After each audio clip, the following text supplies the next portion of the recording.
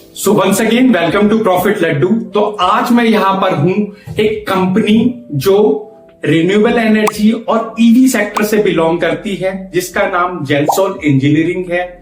अगर इसके प्रोडक्ट्स की बात की जाए जेंसॉल इंजीनियरिंग के, तो जेंसॉल इंजीनियरिंग सबसे पहले सोलर ईपीसी में डील करती है।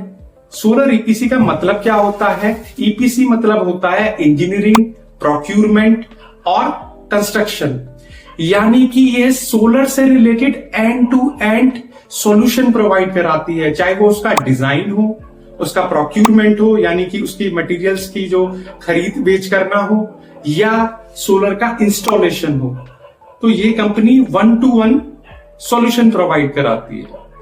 दूसरा जो इसका बिजनेस है, ईवी लीजिंग का बिजनेस है, यानी कि ये जो इलेक्ट्रिक व्हीकल्स है उनको रेंट पर देती है कंपनियों को, और उनसे क्या करती है? रेंट लेती है मंथली। तो ये भी उनका बिजनेस है।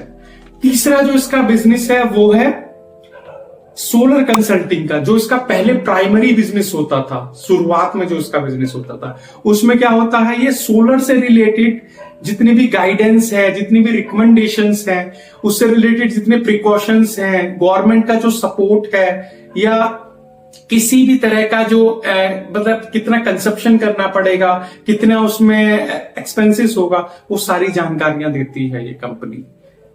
और चौथा जो इसका बिजनेस है वो है ईवी मैन्युफैक्चरिंग का, जो इसका अभी बिजनेस इतना बड़ा बना नहीं है।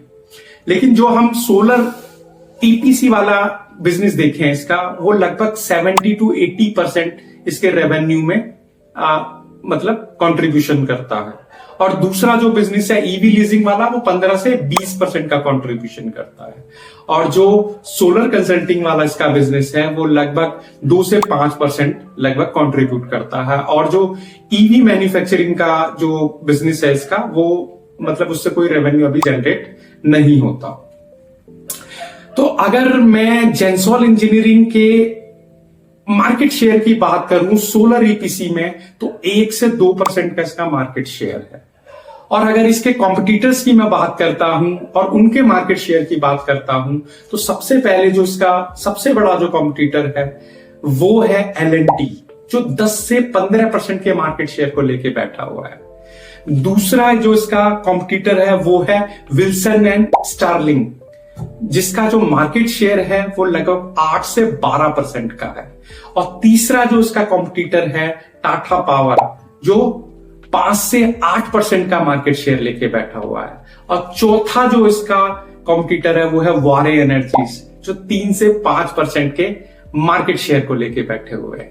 अगर मैं टोटल ग्लोबली सोलर ईपीसी का मार्केट देखूं, तो वो 40,000 करोड़ यूएस डॉलर्स का मार्केट है लगभग। और इस मार्केट में बहुत मतलब कंजेस्टेड सा मार्केट है, बट अब इसमें बहुत सारे प्लेयर्स आ चुके हैं। और अगर मैं जो ईवी लीजिंग वाला इसका जो बिजनेस है, उसमें अगर इसका मार्केट शेयर देखूं इस कंपनी का, जेंसॉल इंजीनियरिंग का, तो लगभग 5% से भी नीचे का ही है। तो करते हैं इस कंपनी का इन डेप्थ एनालिसिस। तो चलते हैं मेरे साथ कंप्यूटर स्क्रीन। तो आज मैं यहां पर हूं एक कंपनी जिसका नाम है जेंसॉल इंजीनियरिंग लिमिटेड, जो कि रिन्यूएबल एनर्जी और ईवी सेक्टर से बिलोंग करती है। उसका इन डेप्थ एनालिसिस करने के लिए मैं यहां पर हूं। तो करते हैं सबसे पहले कंपनी का फंडामेंटल एनालिसिस, यानी कि कंपनी के मार्केट कैप को देखते हैं। अगर कंपनी के मार्केट कैप को देखें तो सबसे बड़ी चीज इसमें दिखाई देती है कि 489 करोड़ का इसका मार्केट कैप है।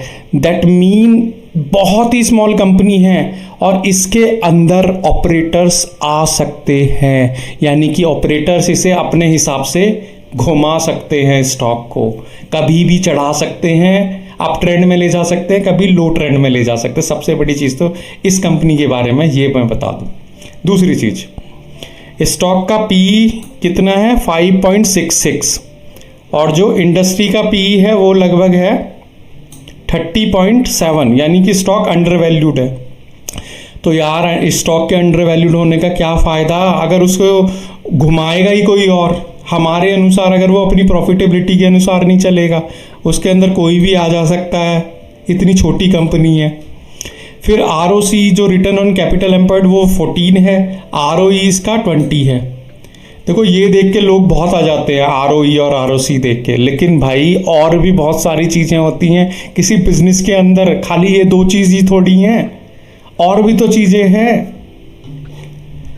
आप मार्केट कैप को जरूर देखो, यानी कि मार्केट कैप छोटा है इस कंपनी का, 489 का है, यानी वॉलेटिलिटी बहुत हाई होगी और कोई भी बड़ा इन्वेस्टर इसके अंदर एंट्री करके, यानी कि इन्वेस्टर नहीं मतलब जो कहते हैं ऑपरेटर एंट्री करके उस स्टॉक को घुमा सकता है, कहीं किसी भी डायरेक्शन में ले जा सकता है। इसमें सबसे बड़ी चीज तो रिस्क ये है इस स्टॉक के अंदर। फिर इसका जो डेट टू इक्विटी रेशियो है वो 2.33 का है, यानी कि इसके ऊपर कर्जा बहुत चढ़ा हुआ है भाई कंपनी के ऊपर। और करंट रेशियो भी इसका 1.27 है, यानी कि जो कर्जा है वो जल्दी देनदारी है, 1 साल के अंदर अंदर बहुत ज्यादा कर्जा भी देना है इसे। लॉन्ग टर्म वाला कर्जा तो है ही है, शॉर्ट टर्म वाला भी कर्जा है इसके पास में। बाकी एक पैग रेशियो है जो तो इसका थोड़ा ठीक ठाक सा दिखाई देता है, वो भी पता नहीं कैसे दिखाई दे रहा है कंपनी का। और सबसे बड़ी चीज इसके अंदर क्या है कि इसका जो प्लज परसेंटेज है वो 81.7% है। भाई जितना कंपनी के प्रमोटर्स की होल्डिंग नहीं है उससे ज़्यादा तो इन्होंने प्लज किया हुआ है, यानी गिरवी रखा हो। तो आप समझ सकते हो कंपनी कितनी डेंजरस है। और प्रमोटर्स की होल्डिंग 62.7 है और प्लज परसेंटेज 81.7 है। तो आप भाई समझ सकते हो क्या हो रहा है इस स्टॉक के अंदर। ठीक है, अब आगे चलते हैं इस स्टॉक में और क्या हो सकता है। अगर हम इसके 50 डीएमए और 200 डीएमए को देखो स्टॉक का प्राइस कहाँ टच कर रहा है, ये ब्लू लाइन नीचे जा रही है, ये इससे ऊपर है, ये इससे ऊपर, यानी कि मोमेंटम तो है ही नहीं। वैसे आज भी मतलब आज इतना मोमेंटम था मार्केट में, पूरे उसमें मार्केट में, लेकिन आज भी ये शेयर उठ नहीं पाया, 2% के नेगेटिव उसमें गया, यानी कि कंपनी पूरी तरह से मतलब फ्लैट हो गई है जमीन पे। तो भाई थोड़ा सा सोच समझ के आगे चलें ऐसे, ठीक है। और देखो चलो इसका पी वगैरह भी देखो, 5 इसका था, 5 का पी था, सारी कंपनियों से सस्ता है। भाई सस्ता है तो क्या हुआ, अच्छा भी तो होना चाहिए, खाली सस्ते से थोड़ी होता है, अच्छा भी होना चाहिए। चलो इसके ऑपरेटिंग प्रॉफिट मार्जिन वो ठीक ठाक है। नेट प्रॉफिट, भाई नेट प्रॉफिट कर रही है, आप तो कहोगे कि नेट प्रॉफिट कर रही है कंपनी, ओवरऑल नेट प्रॉफिट कर रही है 23 से 53, 53 से 87, पर भाई प्लज कर रखा है सब कुछ, तो सोच समझ के करना। और कैगर देख लो कंपनी का, होश उड़े पड़े हैं कंपनी के। 1 साल में -86% का रिटर्न दिया है माइनस में, और 3 साल में 0% का रिटर्न है, पर 5 सालों में काफ़ी अच्छा हुआ है इसका 43, यानी शुरुआत में थोड़ा ठीक ठाक चली है कंपनी, उसके बाद में तो बिल्कुल फ्लैट होने की कगार पे है। बैलेंस शीट में वैसे CWIP वगैरह 171 का है वैसे इसका, जो ठीक है, मतलब 88 से 171 हो गया वैसे इसका। और कैश फ्लो भी भाई पॉजिटिव कर रखा है इन्होंने। तो क्या कैश फ्लो के बेस पे या इसके बेस पे निर्णय लिए जा सकते हैं शेयर मार्केट के अंदर?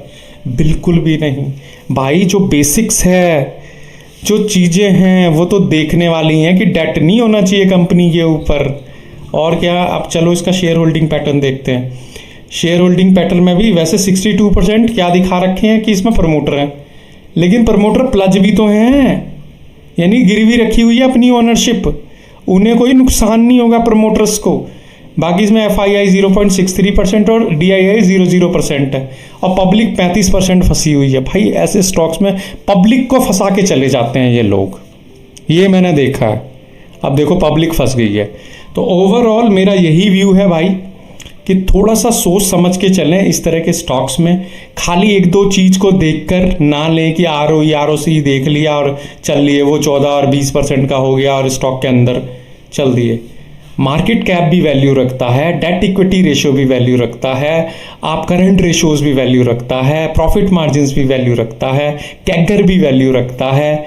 बैलेंस शीट के अंदर CQWIP को देख के ही कहीं खरीद लें या कुछ और कोई निर्णय ले लें, तो भाई कुछ ना करें, ठीक ठीक है, सारी चीज़ों को एनालाइज करके ठंडे दिमाग से सोच के तब कोई निर्णय लेना चाहिए इस स्टॉक मार्केट में।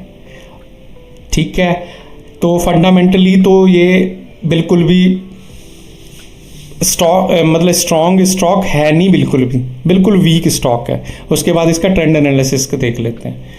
तो 1 डे का में भी रेड है, 1 वीक में भी रेड है, 1 जो मंथ है उसमें भी रेड है। सीढ़ियाँ बन रही हैं भाई, पौड़ियाँ बननी है इसमें। ये तो सीढ़ियाँ दिखाई दे रही हैं आपको, ये सीढ़ियाँ नहीं बननी चाहिए स्टॉक में, यानी कि एक के बाद एक नीचे जाया जा रहा है। उसके बाद में 82% नीचे चला गया जेंसॉल इंजीनियरिंग, ये देखो। उसके बाद में 6 मंथ, उसके 1 ईयर, 3 ईयर्स, सब नेगेटिव है, पूरी तरह से नेगेटिव है स्टॉक्स, कोई उम्मीद नहीं बाकी है, वेंटिलेटर पे है भाई। उसके बाद में ट्रेंड एनालिसिस में भी कुछ खास है नहीं इसमें। उसके बाद चलते हैं इसके टेक्निकल एनालिसिस पे। सबसे पहले इसका प्राइस देख लेते हैं। तो प्राइस 129 रुपीज़ 14 पैसे का है। उसके बाद में भाई स्टॉक तो क्या देखें हम इसमें, देखो इसमें गिर तो ये पूरी तरह से गया है, तो सपोर्ट तो इसका कुछ है नहीं बचा हुआ। हाँ, इसका टारगेट अगर हम देख सकते हैं, अगर कभी ये उठे 1047 रुपये पहला टारगेट इसका जो है, दूसरा 1364 रुपये का दूसरा टारगेट या दूसरा रेजिस्टेंस इसे कह सकते हैं। उसके बाद में भाई इसका अगर RSI देखें तो RSI क्या बताता है, RSI बताता है स्ट्रेंथ। तो स्ट्रेंथ तो भाई है ही नहीं इसके अंदर, दम तो रहा ही नहीं। 13.36 का वो है इसका RSI है, इसका मतलब ओवरसोल्ड जोन में लोग निकल के भाग रहे हैं इस स्टॉक से, ये समझ लीजिए, निकल के भाग रहे हैं। फिर आ जाते हैं MACD पर। अगर MACD को देखें तो भाई ये दोनों लाइनें पैरेलल चल रही है, डाउनवर्ड्स चल रही है, नीचे की ओर चल रही हैं। इसका मतलब होता है कि रिवर्सल के भी कोई चांसेस नहीं हैं। तो ओवरऑल कंक्लूजन जो इस शेयर्स के बारे में है भाई, फंडामेंटल इसके चल नहीं रहे, ट्रेंड इसका बियरिश है, नीचे की ओर है, कुछ खास है नहीं, इंडिकेटर सिग्नल नहीं दे रहे, ना मोमेंटम है, ना स्ट्रेंथ है, ना रिवर्सल है, कुछ है ही नहीं, पूरा फ्लैट हो रखा है ज़मीन पे। तो आप समझ सकते हो क्या होना चाहिए इसके साथ में। अगर अभी भी आपने मेरे चैनल को सब्सक्राइब नहीं किया है दोस्तों, यार subscribe my channel and like my video, share my video. अगर चैनल पर नए भी हो तो फिर भी यार चैनल को सब्सक्राइब तो करो एटलीस्ट, क्योंकि आप जब सब्सक्राइब करते हो, आप जब लाइक करते हो, शेयर करते हो मेरी वीडियोस को, तो कहीं ना कहीं मुझे इंस्पिरेशन मिलती है कुछ नया खोजने की। फिर मैं इस तरह के स्टॉक्स को लाता हूँ और आप लोगों को ही तो अवेयर करा रहा हूँ। So thank you so much.